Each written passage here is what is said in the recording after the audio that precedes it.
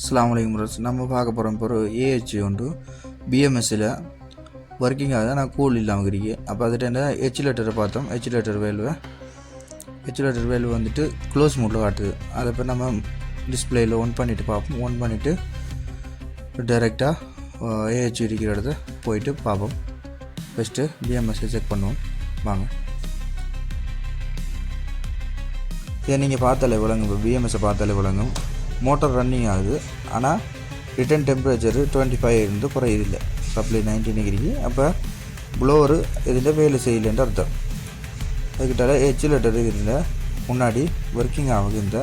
அதை இப்போ மெனுவில் ஆப்ரேட் பண்ணி மெனுவில் நான் போட்டு பார்த்தேன் ஒர்க்கிங் ஆகுது.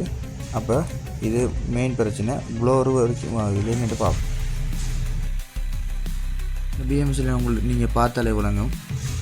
டிபிஎஸ் சுவிட்ச் வந்துட்டு நோ ஃப்ளோர்னு காட்டுது. அப்போ ஏர் ஃப்ளோர் இல்லை. அதால் ஆட்டோமேட்டிக்காக ஹெச்லேட்டரை ஓப்பன் பண்ணியிருக்கு. பிஎம்எஸ் செட்டிங்கால் ஓப்பன் பண்ணியிருக்கு. அப்போ நம்ம இப்போ ஏஹெச் அப்படியே போயிட்டு என்னென்னு பார்ப்போம்.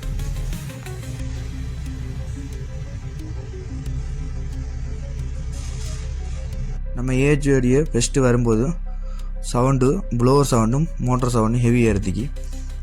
அப்போ ஐசோலேட்டர் ஓப்பன் பண்ணிவிட்டு நம்ம யூனிட்டை ஓப்பன் பண்ணி பார்த்தேன். ஓப்பன் பண்ணி பார்க்கும்போது நம்மளுக்கு மோட்டர்ன்ற கம்ப்ளைண்ட் இல்லை. ப்ளோவருண்டு பேரிங்கு டோட்டலாக போயிட்டு ப்ளோவர் பொடியில் கூட டச் ஆகிட்டு லோடாகி சரியான முறைக்கு ரவுண்ட் பண்ணிக்கல அளவுக்கு டைட்டாக இருந்துக்கு. அதை இப்போ நம்ம இதுக்கு பேரிங் தான் சேஞ்ச் பண்ண வரும். ரீப்ளேஸு ப்ளோவர் பேரிங்கு 2 சைட்லேயும் இருக்கும். அந்த பேரிங் தான் ரீப்ளேஸ் பண்ண வரும். நீங்கள் பார்த்தீங்களா எவ்வளோ உங்களுக்கு அந்த ப்ளோவர் எவ்வளோ ரவுண்டிங் ஆகி ஹீட் ஆகிட்டு ரெட் கலருக்கு ஆகிருக்கு. ஃபுல்லாக ப்ளோவர் பொடியில் கூட டச் ஆகி ஓவர் ஹீட் ஆகிருக்கு. நம்ம ப்ளோவரை கலத்தணும். அதுக்காக வேண்டி ப்ளோவரில் புள்ளியை கலத்துறதுக்காக வேண்டி நம்ம இப்போ புள்ளியில் எந்த அளவுக்கு சாஃப்ட்வேர் எந்த மெஷர்மெண்ட் இருக்குன்னு பார்த்துக்கணும். இல்லையாண்டா திருப்பி அட்ஜஸ்ட்மெண்ட் பண்ணுறதுக்கு திருப்பி பிரச்சனை வருங்க. அதில் ஒரு பார்க்குறது லேசி பார்த்து வச்சுட்டோம்னா சேஃப்டி அடிக்கும். அவரை நம்ம லேசாக பிட்டு இன்ஸ்டலேஷன் பண்ணுறதுக்குரிய நல்ல முறையாக இருக்கும். லேசாக இருக்கும். நம்ம ப்ளோவரில் சாஃப்ட்வேரில் விழிக்கிற புள்ளியை கலத்துறதுக்கு இந்த 3 நட்டையும் ஃபஸ்ட்டு லூஸ் பண்ணி கலத்தணும். அந்த 3 நட்டையும் கலத்துட்டு அடுத்து பார்த்திங்கன்னா 3 ஸ்பேஸ் இருக்கும். எம்டி ஸ்பேஸ் மாதிரி அதில் போட்டு டைட் பண்ணும்போது இந்த முன்னாடி இருக்கிற துண்டு கலண்டு வந்துடும். அடுத்த துண்டு என்ன செய்யும் என்றால் அந்த முன்னாடி இருக்கிற துண்டு கலண்டு வந்துடும். அதுக்கு பிறகு புள்ளி பேக் சைடில் போய்த்திடும், பின்னாடி போய்த்திடும். அதுக்கு பிறகு அந்த புள்ளி இந்த தாக்கலுக்கு பிடிக்கிறதுக்கு ஒரு கீ ஒன்று வரும். அந்த கீயையும் கலத்தினா சரி. இலவான முறை தான்.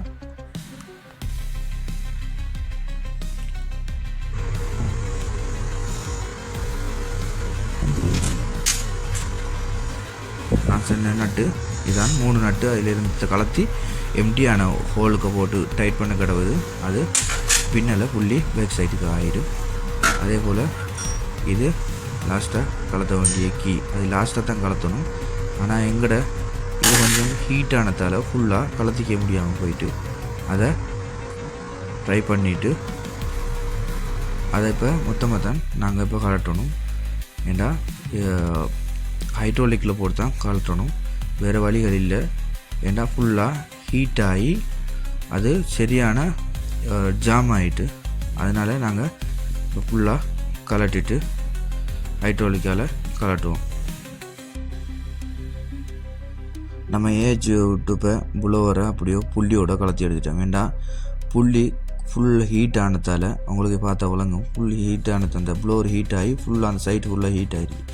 அதனால் என்ன செஞ்சு புள்ளி சரியான முறைக்கு டைட் ஆகிட்டு அது இப்போ ஹைட்ரோலிக்கால் தான் ஹைட்ரோலிக் யூஸ் பண்ணி தான் நாங்கள் இப்போ கலட்டணும். அதை இல்லைண்டா அது மிச்சம் லோவாக கலட்டுறது. 3 ஸ்க்ரூ இருக்கும். அந்த 3 ஸ்க்ரூரையும் ப்ளோவர் அந்த புள்ளியில் கலத்திட்டு வேறு எம்டி அடிக்கும் ஸ்பேஸு 3 ஸ்பேஸு அதில் போட்டுட்டு டைட் பண்ண கிடவுது. புள்ளி பேக் சைட்டுக்கு மாறிடும். அந்த பேக் சைடு மாற கிடவுது. மற்றது சாஃப்ட்டை தட்டினா அதில் கீ இருக்கும். அந்த கீயை கலத்தினா லேசாக இலகோ வந்துடும். ஆனால் இது ஹீட் ஆகி மெல்ட் ஆன மாதிரி ஆயிட்டு அதனால் நாங்கள் மொத்தமாக கலத்திருக்கோம். இப்போ அதை இப்போ ஹைட்ரோலிக் யூஸ் பண்ணி தான் நாங்கள் இப்போ கலட்டணும்.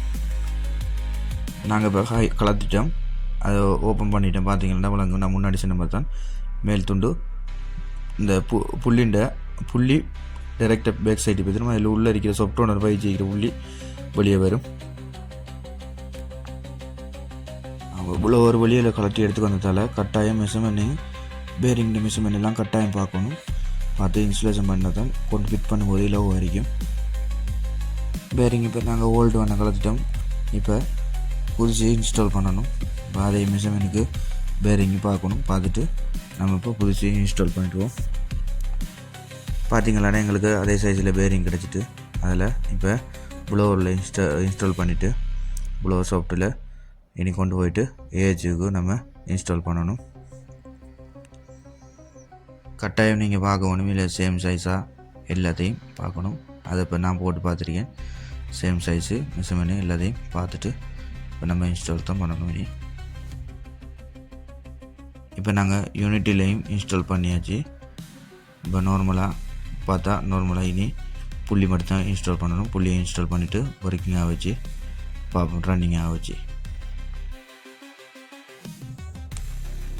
இப்போ பார்த்திங்கன்னா விளங்கு, இது நார்மலாக இப்போ ரன்னிங் ஆகிட்டு யூனிட்டு கம்ப்ளைண்ட் பார்த்தோம்னா ப்ளோவர் பேரிங் தான் போயிருக்கு.